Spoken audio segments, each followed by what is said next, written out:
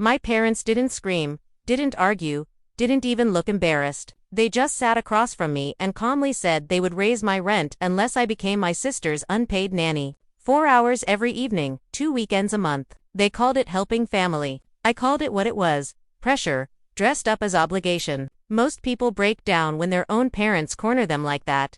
Me, something inside me hardened, quiet, cold, final. They thought I'd fold the way I always had. They had no idea I was already planning my escape or what I'd uncovered the night before. My name is Chloe Bennett, and for most of my adult life, I believed I had built enough distance from my family to breathe. Not escape, just enough space to feel like my choices were mine. 6 years ago, when I moved into the small apartment my parents owned in the suburbs of Connecticut, it felt practical, affordable rent, close to work, my own peaceful corner of the world. I furnished it piece by piece: a reading chair near the window, the soft rug I saved for the antique mirror I found at a weekend market. It wasn't glamorous, but it was mine. Or so I believed. Growing up, my family always presented itself as warm and functional holiday photos lined up along the hallway. Matching sweaters at Christmas, my mother insisting tradition mattered more than convenience. But beneath that curated image lived an unspoken hierarchy. Serena, my older sister, was the one gravity bent toward, the one who needed more support, more attention, more patience. When she married Ethan and had 3 kids, Ruby, Liam, and baby Ellie, the entire house rearranged itself around her lifelike planets around the sun. I didn't resent her. Not really. I just learned early that in our family, I was the capable one, the one expected to adjust, compromise, absorb. If Serena needed help, I gave it. If my parents needed a favor, I rearranged. If a boundary felt uncomfortable, I swallowed it. It was simpler that way. But the thing about swallowing too much for too long is that eventually something catches in your throat. In the weeks before that family meeting, I had sensed a shift, a certain urgency in my mother's messages, the way she emphasized family responsibility in passing comments. Serena sounded drained every time we spoke. Her voice stretched thin as she talked about sleepless nights and Ethan's work trips. Still, I didn't imagine they were preparing to pull me back into the gravitational field I had spent years easing away from. My job, ordinary by some standards, but hard-earned by mine, finally felt steady. I'd climbed through long hours, difficult clients, and endless reports to become the financial analyst I was proud to be. I wasn't wealthy, but I was stable, independent, on track, and that mattered to me more than anything. So, when the email arrived, titled Family Meeting Mandatory, I assumed it was another one of my mother's dramatic attempts to gather us for something minor. Like the time we debated kitchen cabinet colors for 45 minutes. I didn't know walking into that house that everything I thought was mine, my space, my plans, my peace was about to be twisted against me. The minute I stepped into my parents' living room, I knew something was off. My father was pacing near the fireplace, hands clasped behind his back, the way he did when delivering grim news. My mother sat perfectly upright on the edge of the couch, ankles crossed, lips tight. Serena was in the armchair twisting her wedding ring, a habit she'd had since high school whenever she felt guilty or overwhelmed. "You're late," my mother said the moment I walked in. "It's 11:58, I replied. The meeting was at noon. She waved off my words as if time itself bowed to her expectations. My father gestured to the love seat. "Sit. We need to talk." The room felt heavy, the kind of silence that makes your skin tingle. I sat, placing my purse beside me, waiting for whatever performance this was. Serena didn't look up. That was the first red flag. My mother inhaled sharply. "Your sister needs help." Serena's shoulders tensed. "I'm drowning, Chloe," she whispered. "Keith's gone so much. The kids, it's just too much." I nodded slowly. "Okay. What kind of help are we talking about?" My father stepped in. "As a family, we support each other. Your mother and I think the best solution is for you to take on more responsibility with your nieces and nephew." "Responsibility?" I echoed. My mother leaned forward, producing a folded sheet of paper from the coffee table, as if she'd spent hours preparing it. "A simple schedule," she said, "just until things settled down." She read it aloud, like a contract. "Pick up Ruby at 3:15. Pick up Liam at 3:30. Bring them home. Supervise homework. Prepare dinner. Stay until Ethan returns, usually around 7. And we'll need you at least 2 weekends each month for full-day support." My mouth went dry. "You're asking me to babysit every day?" My father's voice stiffened. "We prefer the term helping family. I work until 6 o'clock most days," I said. "Sometimes, later. You can adjust," he replied simply. "Your job shouldn't come before family. There it was, the dismissal, the minimization of everything I'd built, everything I'd sacrificed. And if I don't adjust, I asked quietly. My parents exchanged a practiced glance. My mother folded her hands in her lap. Then we'll need to reevaluate your current rent. $800 is far below market value. If you refuse to help, we will raise it to a fair price. My stomach dropped. Are you threatening to raise my rent unless I become Serena's unpaid nanny? My mother didn't even blink. We're asking you to contribute. If you won't, then yes, your rent will mirror market rate. Serena finally looked up, eyes pleading. I really need you. And something inside me snapped. Not loudly, not dramatically, quietly, like a thread pulled too tight for too long. I stood. I need time to think. My father shook his head. We need an answer today. You'll have it, I said, walking out the door. But it wouldn't be the one they expected. The moment I got back to my apartment, I closed the door and leaned against it, letting the silence settle over me. My parents' voices still echoed in my head. Calm, certain, entitled, like they had already decided my life for me. For a few minutes, I just stood there staring at the familiar shapes of my living room. The soft rug, the reading chair by the window, the mirror that caught the late afternoon light. All the little things I'd chosen carefully believing they belonged to me. Now I knew they were leverage, not stability, not support. Leverage. That realization burned. I sat at my desk and pulled out my lease. I'd signed it years ago without thinking much about it, trusting that my parents wouldn't weaponize it. But as I read through every line, my heartbeat shifted from panic to something slower, colder. They couldn't raise the rent immediately. They couldn't raise it more than 10% per year. They were legally required to give 90 days written notice. Every threat they made in that living room a bluff. The anger that hit me then wasn't explosive. It was clarifying, sharp, controlled. The kind of emotion that makes everything suddenly make sense. I opened my laptop and began searching for apartments. Within hours, a real estate agent sent me listings that were within my budget. By the next morning, I'd taken 3 vacation days from work and scheduled tours. On Wednesday afternoon, I found a renovated industrial-style apartment 20 minutes away.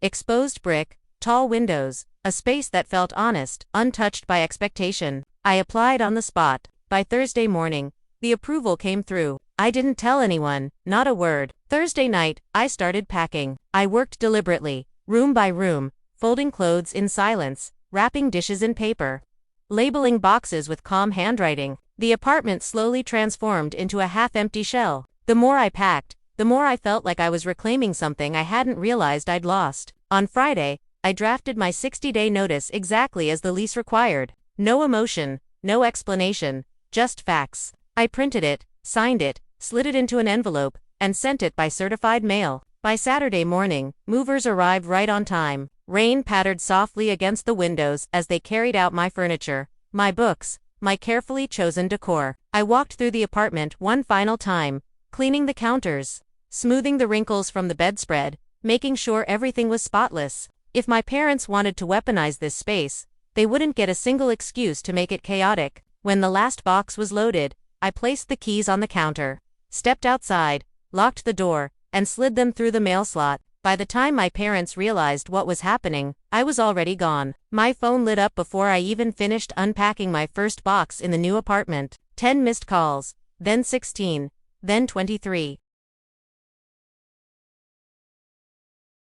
The voicemail icons stacked like warning signs. I didn't press play. I didn't need to hear my mother's clipped panic or my father's anger disguised as authority to know what they'd say. They'd gone to the apartment. They'd found it empty, and now they were spiraling. By Sunday afternoon, I'd blocked their numbers. The silence that followed wasn't peaceful, not yet, but it was mine. On Tuesday morning, a certified letter arrived at my office. They'd tracked down my workplace. My chest tightened as I opened it, half expecting threats, half expecting guilt. It was both. A demand that I return home immediately to discuss the family situation, followed by a vague statement about necessary legal steps if I didn't respond. I took the letter straight to Richard Cole's office. He read it once, sighed, then read it again, more slowly, the way lawyers do when something is both absurd and predictable. They don't have a case, he said. I figured, but they're escalating, so we'll respond. His letter went out 2 days later, a perfectly measured warning that all communication must go through him, that any attempt to harass or retaliate would be documented,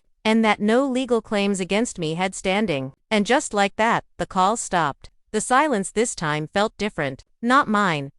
But chaos has a way of seeping through cracks. A week and a half later, my Aunt Veronica called. I stared at the screen for a long moment before answering. "They're losing it," she said before I could speak. "Your mother is furious. Your father is, I don't know, embarrassed, bewildered.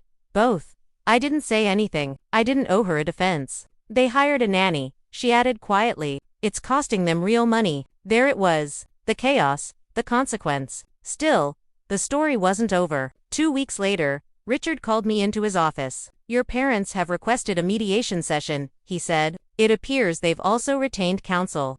Of course, they had. My parents were the type who hated losing more than they valued being right. I could have refused, but a part of me wanted everything on record. I wanted the truth laid bare, not just in my memory, but in a room where no one could rewrite it later. The mediation was scheduled for a cold November morning at a business center near downtown. I arrived early, dressed in a dark navy suit, hair pulled back, hands steady. Richard walked beside me with the calm confidence of someone who'd handled far uglier family disputes. Inside, my parents sat at one side of a long table, their lawyer, Patricia Winters, beside them. My mother's face was pale. My father's jaw was tight. Neither looked at me. The mediator, an older man named Donald Hughes, cleared his throat and explained the rules. No interruptions, respectful language. Everyone would have time to speak. My father jumped in first. "We're here because our family has been fractured over a misunderstanding." A laugh rose in my throat, sharp and humorless, but I swallowed it. My mother tried to soften her tone.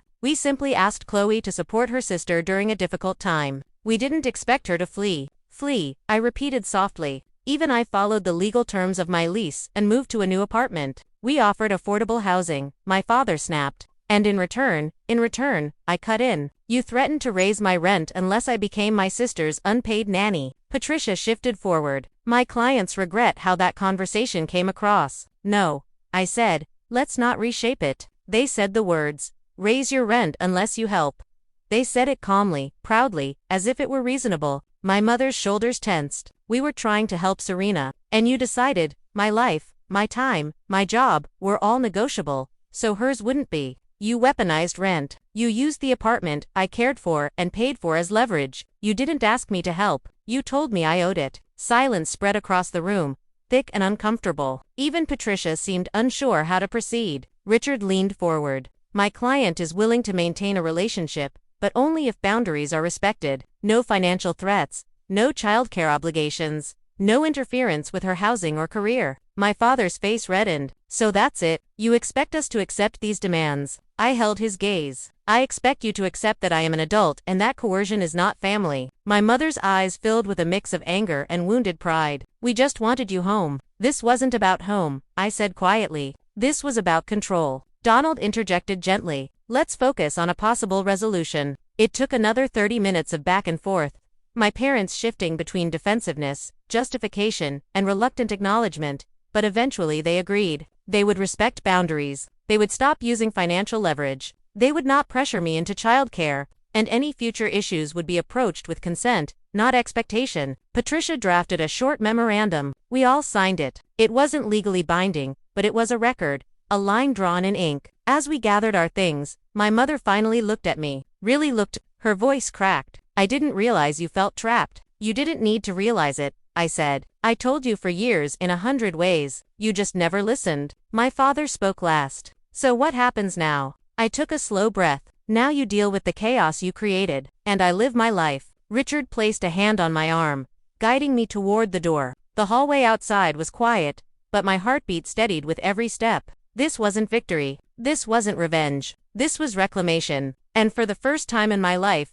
I felt completely, undeniably free. The first morning in my new apartment felt almost unreal. Sunlight poured through the tall windows, warming the exposed brick, catching on the steam rising from my coffee. For the first time in weeks, my shoulders weren't tense. No one was waiting for me to fix their life. No one was timing when I walked through the door. The quiet didn't feel heavy anymore. It felt earned. Work fell back into its own rhythm. Without the constant emotional tug-of-war, my focus sharpened. My manager even commented that I looked lighter, which made me laugh because I finally understood what it meant to not carry someone else's expectations. Meanwhile, the consequences of my family's ultimatum settled exactly where they belonged. Serena hired a full-time nanny, someone qualified, someone fairly paid. My parents helped cover the cost, which according to my Aunt Veronica, became a monthly reminder of the moment they'd pushed too far. I didn't gloat, not even privately, but there was a certain poetic symmetry in watching them absorb the responsibility they tried to dump on me. When I eventually met Serena for coffee,